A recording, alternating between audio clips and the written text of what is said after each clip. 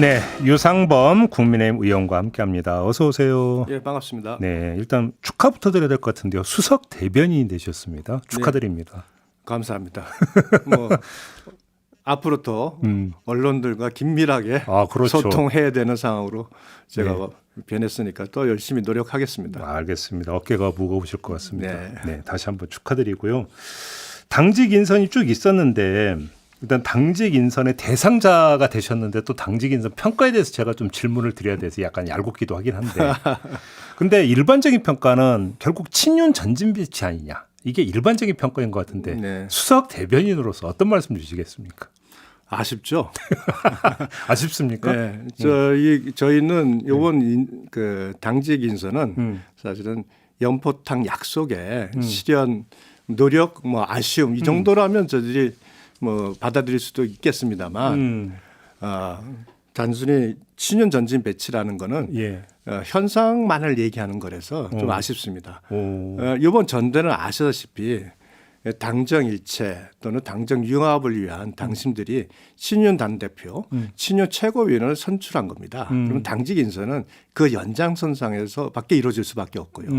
그렇다면 그 이외에 연포탕 약속을 얼마나 실현했는가를 좀 평가를 했어야 되는 게 아닌가. 그러면 그쪽에 맞춰갖고 거기에 좀 미흡하다는 걸 인정하십니까? 그래서 미흡하다고 뭐 한다면 평가를 할 수 있겠습니다만 진명직 최고위원을 유승민 개인 유이동 그 의원께 제안을 했으면 본인이 고사해서 유이동 의원 고사했고 고사해서 이제 강대식 의원께서 그걸 하시게 됐고 또 대변인 중에는 나경원 전 대표 측근인 김민수 대변인을 또 임명을 했습니다. 그리고 어제 안철수 의원과의 티타임 회동을 거쳐서 당의 화합을 위한 깊은 대화도 나누셨고 거기 그 자리에서 미래과학과 관련된 특위위원장을 제안하시기도 하셨고 고사했다면서요? 안철수 물론 뭐 고사는 됐습니다만 그 연포탕이라는 것이 결국 모든 노력하는 과정이 중요한 것이지 반드시 그것이 뭐 이루어져야만 모든 게 다 효과를 본다 보기는 어렵고요. 강대식 의원이 이제 그 유승민계로 분류가 되긴 하지만 그때 그 초선 연파장 돌았을 때 그때 강대식 의원도 그 이름을 올렸었다면서요. 그건 유승민 의원과의 관련성 문제는 아니고요. 나경원 전 대표의 당시의 여러 가지 행보 말씀들이 좀 비판적 입장을 견제한 거기 때문에 그것을 뭐 반드시 그럼 강대식 의원이 친윤이냐 이렇게 볼 수는 없지 않겠습니까? 그렇게 보기 힘들다. 네. 유승민 의원 전 의원의 비서실장 출신이시고 유승민계로 활동을 하셨던 부분은 뭐 누구나 다 아시는 부분이고요. 핵심은 이철규 사무총장 아닙니까? 왜냐하면 그 당대표 경선 과정에서 가장 핵심적인 화두가 공천 문제였고 사무총장은 공천 실무를 관장하는 자리에 있고 근데 그런 자리에 언론분류법에 따르면 이른바 윤핵관으로 분류되는 이철규 의원이 그 임명이 됐다면 결국은 공천 과정에서 용산 대통령실이 주도하는 창구가 되지 않겠느냐라는 우려가 있더라고요. 이 점은 어떻게 생각하십니까? 그 부분에 관해서는 당대표께서 입장을 정확히 말씀을 하셨죠. 당정 관계는 밀당하는 부부 관계다. 즉 긴밀한 협력을 하지만 그 상황에 맞춰서는 변화나 또는 뭐 정책 또는 어떤 그 여러 가지 그 입장의 정무적 판단에 있어서 중요할 때는 쓴소리도 마다하지 않겠다는 어떤 건강한 긴장 관계를 함께 유지한다는 그런 입장에서 그 당을 운영하시기도 했고 이철규 사무총장 또한 기본적으로 무조건 일방적으로 추종하는 그런 성향을 가지신 게 아니라 합리적인 입장을 가지고 계신 분입니다. 그래서 제 생각에는 그 우려는 사실은 가시화되지도 않고 현재 이 인사는 불가피한 인사임에도 불구하고 인사에 대해서 다소 폄하하는 측면이 있지 않나 이렇게 생각이 듭니다. 그래요? 그러니까 한 발만 더 나가서 언론 분류법을 기초로 드리는 질문인데 똑같은 개인적 분류법으로 한번 말씀해 주시죠. 이건 왜냐하면 분류가 그러니까 똑같은 윤핵관인 장제원 의원은 지금 안 맡겠다라는 거잖아요. 그런데 같은 윤핵관인 이철규 의원이 요직 중에 요직인 사무총장을 맡았으면 장제원 의원도 뭐 맡아서 차라리 공개된 무대에서 활동을 하는 게 더 낫지 않느냐 이런 얘기도 나올 수 있을 것 같은데 어떻게 생각하세요? 장제원 의원 스스로가 이번 그 당대표 선거 이후에 어떤 역할을 하지 않겠다고 하는 것은 그리고 장재원 의원이 갖고 있는 상징성으로 인한 당정 관계의 뭐 잘못된 해석 또는 왜곡 이런 것을 스스로 막겠다는 거고요. 이철규 의원의 역할과 장재원 의원의 역할은 많이 다릅니다. 어떻게 달라요? 예, 기본적으로 장재원 의원은 본인이 그 어떤 그 친윤의 상징성을 가지고 있으면서 행동하는 자체가 모든 본인의 그 친윤 그룹을 대변하는 듯한 이미지 같지만 이철규 의원은 사실상 상대적으로 실무적으로 업무를 처리하는 그 모습을 보이셨죠. 쉽게 말하면 윤핵관이라도 같은 윤핵관은 아니다 이 말씀이시네. 역할이 다르다는 거죠. 같은 윤핵관 뭐 그렇게 차이를 두는 게 아니라 알겠습니다. 그래. 예. 근데 연포탕 재료 왜 이준석께는 안 들어가는 겁니까? 그건 이준석 대표에게 달려 있고요. 뭐 그래요? 그렇지 점에서? 않겠습니까? 네. 일단 먼저 네. 현재 성상납 문제로 무고죄로 경찰에서 기소 의견은 성취가 됐습니다. 기소 의견은 검찰에 성취가 돼서 검찰의 수사를 앞두고 있어서 결국 그 부분은 검찰 수사 결과가 나오고 난 이후에 그 논의가 될 수밖에 없는 상황이고요. 근데 이준석 전 대표 본인 말고 그 주변 인물들은 어떤 거 쓸 수도 있는 거잖아요. 그것은 뭐 쓰지 않는다고 결정한 바도 없고 통합을 한다는 차원에서 보면 언제든지 가능합니다. 아까 결국은 그 김기현 당대표가 말씀하셨던 것이 능력이 있고 화합형 인사라면은 그것이 진영에서 어떤 입장을 가졌던 간에 발탁해서 역할을 맡길 수 있다. 이것이 연포탕의 약속의 실현이거든요. 그래서 그렇게 가실 예정입니다. 그건 좀 지켜보셔야 되고. 그럼 추가로 또 있을 수 있다? 그 상황에 따라서 있을 수 있고요. 또 말씀하셨듯이 공천을 한다고 한다면은 그 공천 과정에서 본인이 지역 유권자의 선택을 받아서 뭐 다시 국회의원으로 당선이 된다면 또 그 상황에서 충분히 그 중요한 역할을 맡을 수 있다. 저는 이렇게 생각을 합니다. 의원님께서 지금 잠깐 그 언급을 하셨으니까 잠깐 빠져가지고 궁금한 게 지금 경찰이 이준석 전 대표 무고죄 기소 의견으로 검찰에 송치한 지 몇 달 됐잖아요. 네, 예. 근데 지금 전혀 깜깜무소식인데 보통 이렇게 오래 걸려요? 그게 최근에 그 가세연에 대해서 명예훼손 혐의로 이준석 대표 측에서 고발했던 부분이 무혐의가 결정이 됐습니다. 무고죄라는 것은 원래 고소한 사건이 허위 고소라는 얘기거든요. 그래서 그 가세연을 상대로 이준석 전 대표 측이 고소한 명예훼손 사건이 무혐의가 종결이 되고 나서 무고를 판단하기 때문에 그 사이 그 경찰 내 단계에서 수사 중이었던 그 명예훼손 사건이 종결이 안 됐기 때문에 수사가 좀 늦어진 것으로 보입니다. 그러면 그 건이 종결이 됐기 때문에 이제 바로 본격적으로 수사가 들어갈 것으로 봅니다. 그러면 조만간 뭐 기소 여부가 결정이 날 수도 있다는 말씀이시죠? 일단 뭐 소환 조사부터 하지 않겠나 이렇게 예상이 됩니다.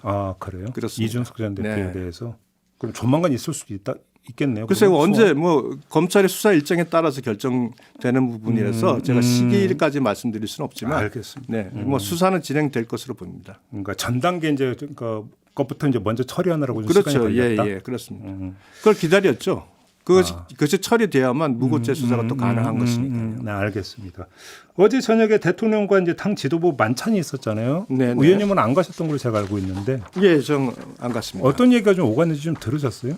뭐 워낙 늦게 끝났고 김병민 최고위원이 뭐 브리핑을 한 정도, 그걸 읽어보는 정도였고 뭐.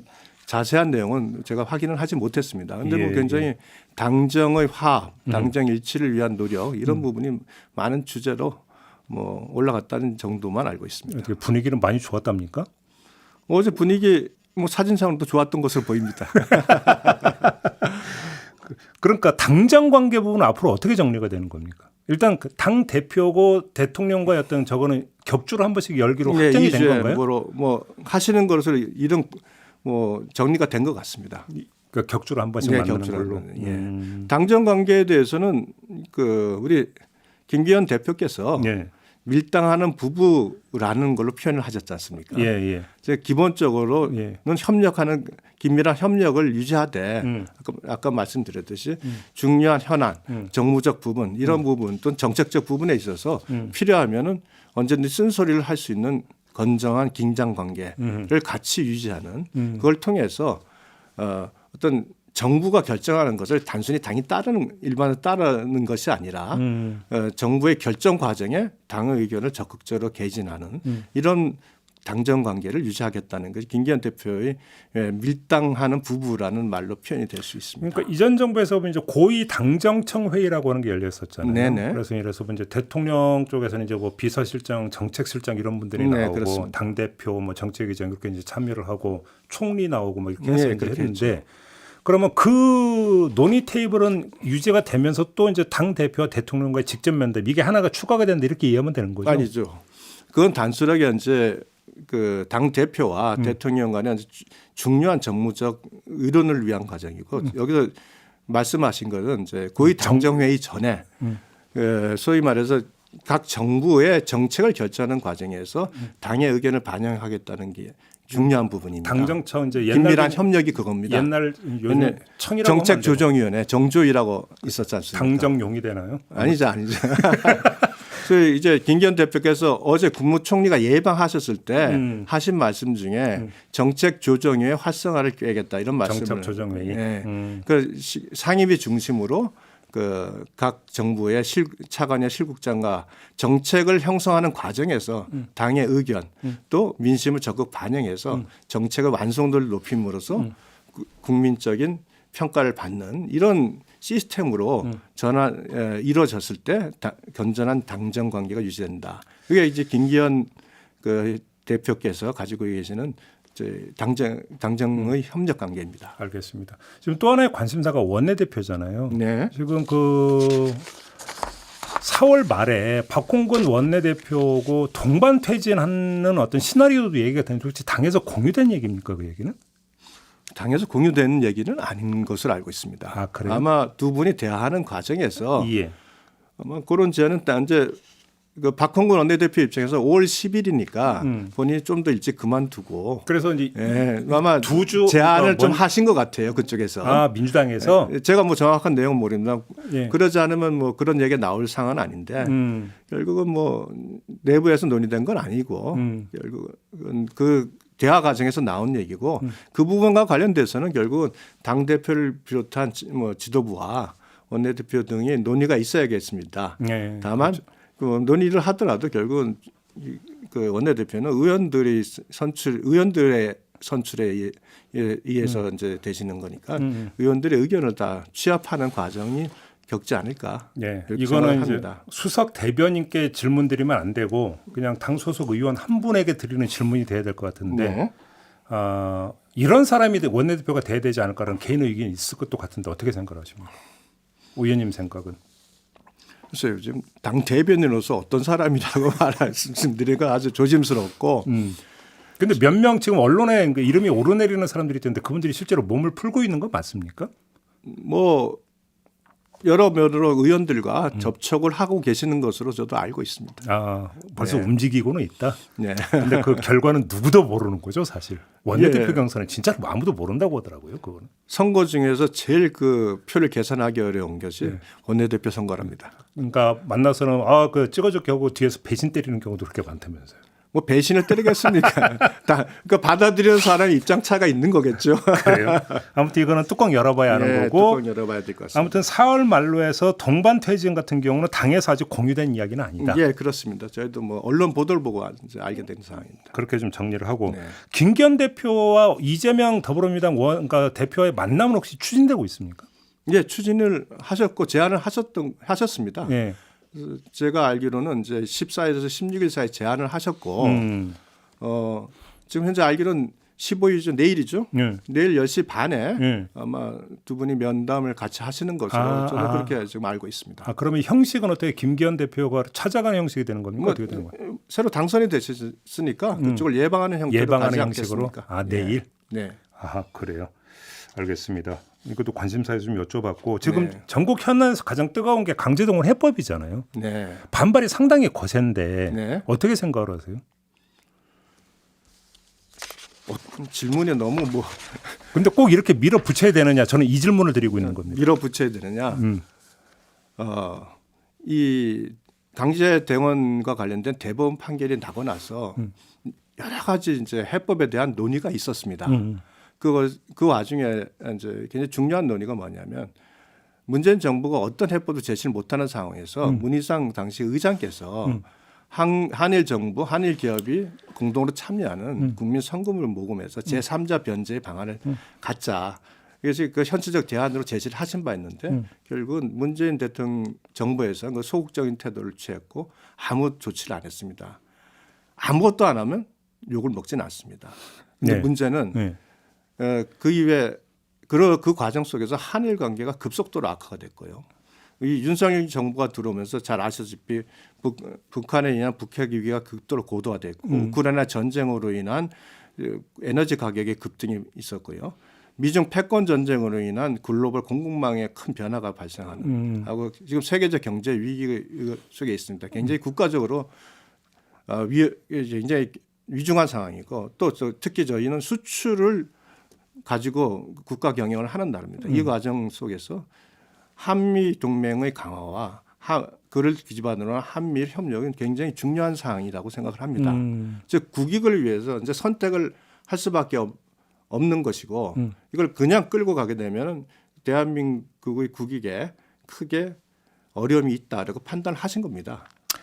그 뭐 찬반 이야기를 워낙 많이 나왔을까요? 그래서 거듭 여쭙지는 않고 아까 저희가 민주당 이재정 의원하고 인터뷰했는데 거기서 나온 얘기 하나만 좀 여쭤볼게요. 법률가이시니까 생존 피해자 세 분은 안 받겠다고 이미 선언을 하셨고 그러면 그거에 따라서 지금 그 미쓰비시나 그 일본제철의 국내 자산 현금화 문제 있잖아요. 이건 사법적 절차잖아요. 그냥 바로 밟을 수 있다라는 이야기를 하던데 이건 어떻게 생각하세요?